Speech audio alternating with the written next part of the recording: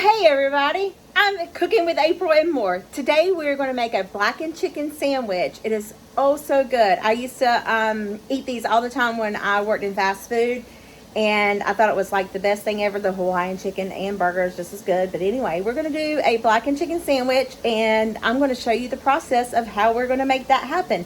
Stay tuned. For the blackened chicken, you will need chicken, some butter, some blackened seasoning, and if you could get something other than this, try to find the actual blackened seasoning. That would be great, but I don't have that. Tomato for the sandwich. I was about to say lettuce. This is clearly a cabbage. Cabbage for the coleslaw. Some lemon juice, and then I have some lemon pepper that I'm going to make like a little dipping sauce. You'll see the process. Let's get to it. So I washed the chicken off. I'm going to get some of this fat off, and I'm going to cut it in half. And if it's big enough, I may cut it in half again. It's just, you just want a piece for a sandwich. You don't need like a, what do you call it, like chicken overhang. Everybody talks about the overhang on chicken. There's chicken sandwiches and stuff. But anyway, we don't need a lot of overhang. But so I'm going to get to that. I have these nice juicy tomatoes. Man, they are massive, which means it's going to be good. I'm going to try to slice them pert near thick, but I want to get at least enough to match the chicken sandwiches, so that way I don't have any leftovers. But let me get this sliced, and I'm going to put it in this bowl.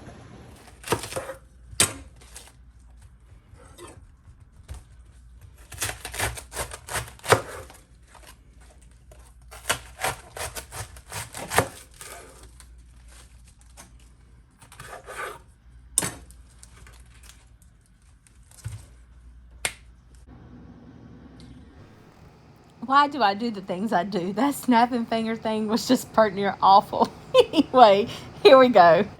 To our cabbage, we're going to add some sugar. I thought I was recording, I wasn't, but you know, just a little bit, not a lot. Naturally, salt. This John Brown thing never works. These are really cute to have, but for some reason I can never get it to work. Okay, well, let's just go with the black pepper. This one works. I think the salt gets in this bottom.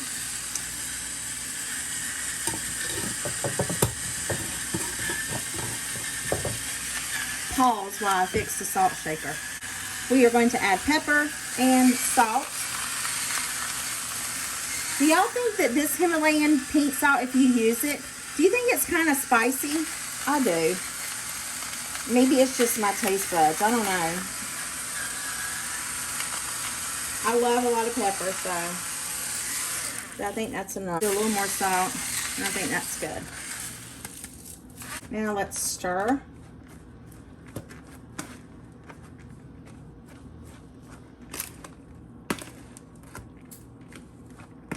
I got some big pieces of cabbage in there, but it'll be okay.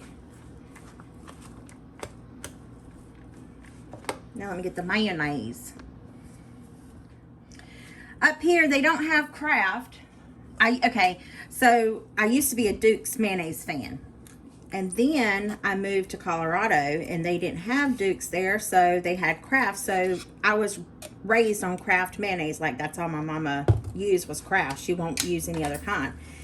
Anyhow, I moved to Colorado. They didn't have Duke's, so I fell in love with Kraft. Well, come up here up north, they have Miracle Whip, but they don't have like Kraft mayonnaise. And if they do, I haven't seen it, but I've been in Stop and Shop and BJ's and Costco, and I've never seen Kraft. I have not checked Walmart. Ooh, look at there. I did that perfectly. All right, so we're just gonna stir our straw. Okay, stir our slaw. And then we're going to just let it sit in the Frigidaire. I like to kind of let my flavors marry, as Ann Burrell would say. You've got to let these things sit here and marry. Got to let them marry. All right, now let's get to the lemon butter sauce for the chicken, the star of the show.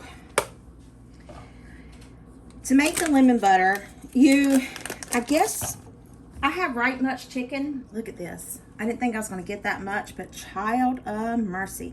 This is what happens when you use a really sharp knife to cut it in half. What was I talking about? Yeah. Let's do this before I get sidetracked. Put this in the microwave and melt your butter. Now you can do this on the stovetop if you want. I'm not. I'm lazy, you know, so this is how we're going to do it. We're going to melt this butter in the microwave. So to our melted butter, I didn't clean this very well.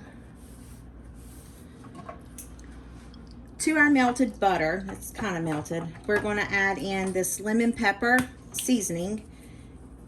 This is going to be like a liquid, and this is just for dunking the chicken. You know, you just want to give it a little bath in this. And then we're going to add about a cup of lemon juice.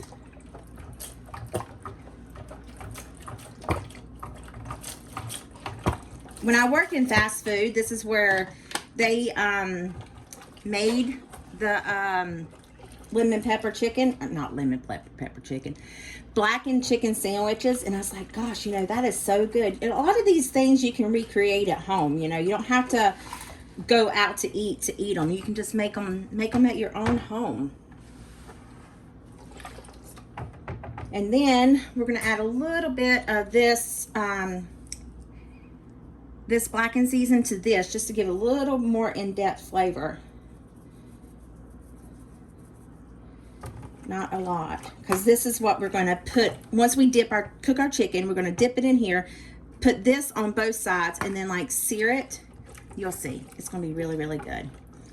All right, so now that we've got our sauce made, we're just going to sit it to the side and cook our chicken. The foreman's hot. The 2 lights are on. Nothing special here. You don't have to use this on the George Foreman. Honestly, it would probably be really, really good on a charcoal grill, or maybe even a gas grill. I don't know. You do whatever you want to do. It's your house, you do it, okay? However, it's your house, you do it however you want to do it. But what I'm going to do is get my chicken. I was going to pound it out, but I think it's okay. It's pert near thin, so it's not going to take it long at all to cook. Just going to lay it on the grill. However many you can fit. You can, like I said, cast iron frying pan. Yeah, baby. It'll work just as good. Let's see if we can get this little one up here. We're going to have some overhang. Close that puppy down and let the chicken cook until it's done. Then we'll proceed on. I have some of the chicken that's completely cooked, and I just put it in the juice. Then I'm going to take this chicken here off, and I'm going to put it in the juice. This is the lemon butter that we made. I'm just going to let it sit there and marinate. You don't have to do it this way. You can actually dunk it and then season it with the blackened season, but I'm just doing it just because I want that flavor to really be in there. And we're going to take this and continue to cook. We got a lot of chicken, y'all. Look at that. We still got a ways to go cooking. 1, 2, 3. Let's see. We might even get this one here. There we go. Now, if you wanted to season this with salt and pepper, you could, but I think there's going to be plenty of sodium in this here. So, listen to that sizzle. Oh, I love it. Ooh, I don't know what it is about that sound, but child of mercy. That sizzle makes me all giddy up inside. So, while that's continuing to cook, I'm just going to let this chicken sit here and marinate in its juices, or not its juices, but the juice that we made, and we'll assemble in just a minute. Our chicken is done. I have all of it like soaking in this, I have all of it soaking in the lemon butter sauce. However, kind of clean your grill. Don't burn yourself like I did. Okay, anyway. So then we're going to get our seasoning here ready. What is wrong with this thing? Don't take long for me to tear up something, does it? Okay.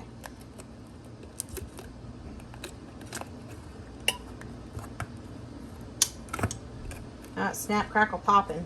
All right, Krispies. Okay. Enough of that. So we're going to take our chicken that's been dumped and we're going to drizzle this back over it. And you just want to have that juice on there. Gosh, can y'all see what I was doing? Absolutely not. But listen to the sizzle. And then flip it over. We'll add a little bit more. This stuff does not want to come out. And then put it like so. And once you get it, what the amount you want on your chicken, you want to close it back up. But you kind of got to get this mess to come out. But maybe not all like that. However, because I am letting my lovely co-workers taste this, oh George, do you see that? Child of mercy. This is what we're going to do to every single one of them. Then we're just going to close it and let that sear on there, and then we'll assemble the sandwich. Get you a hamburger bun, slap that bad boy in your toaster. Wow. This is, see, we're going to have a lot of overhang. These buns are little. Smash it down, maybe. Stick it on in there. There you go. Toast your bun. After you get it toasted, slap some mayonnaise, some tomato, and coleslaw on there. You'll see. This is, oh, perfect timing. The bread just popped up. This is what you want. You want like a charred look, but you want that seasoning in there. This side's really seasoned. I'm going to eat this one right now. So we're going to get our bread out. Oh, I got a little dark. It's okay. Slap us some mayonnaise on top and bottom. If you don't like mayonnaise, don't use it. You put whatever you like on it. I don't know how it would be with mustard or whatever, but you know. That's you. Your house, your kitchen. You do what you want to do. Alright. Then we need a little bit of coleslaw.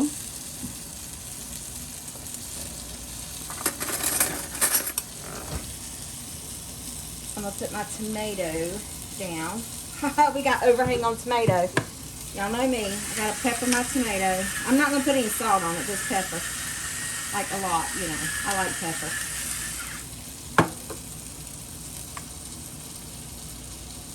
And then our coleslaw on top of that. And then our chicken. Look at that overhang. We could cut 2 of these in there. Oh, George. Then you know, you mess up your coleslaw. Let's just put that back on there. Pretend like it never happened. Then I'll cut it in half for you.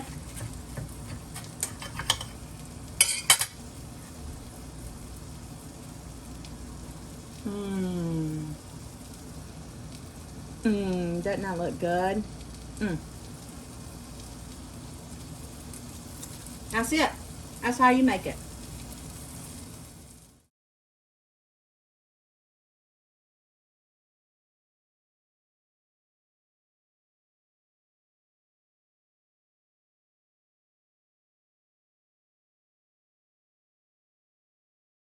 Well, there you go, guys. Blackened chicken sandwich. It is really, really good. I hope you try it. Anyway, I hope this video put a little yummy in your tummy and a smile in your heart. If it did, click that subscribe button and give me a thumbs up. I'll see you guys in the next one. Bye.